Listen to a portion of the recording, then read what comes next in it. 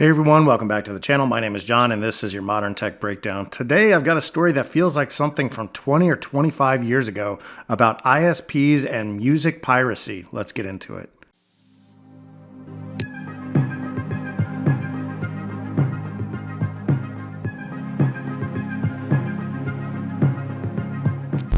You know, I thought the days of record and movie companies suing and harassing people were long gone, but nope. Apparently, these companies are still sending millions of notices a year to ISPs complaining about customers and suing ISPs directly as well. And now the Supreme Court of the United States is going to be getting involved in a case between Sony's record label and the company Cox, which is a cable company and an ISP.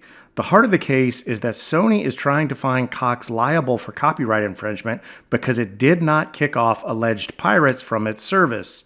In essence, Sony is arguing that ISPs must kick off anyone that they accuse of piracy.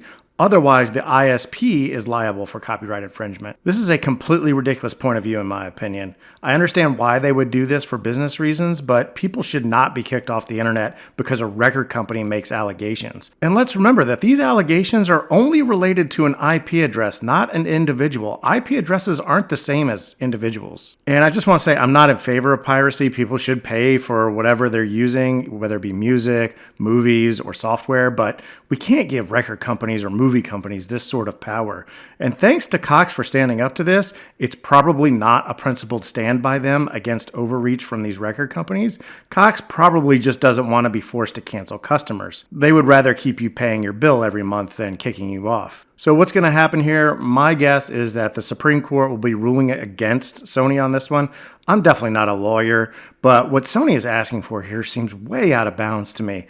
And I don't know why the Supreme Court would have taken this case if they weren't at least a handful of justices that wanted to change the lower court's ruling on this. But we'll see, you never know.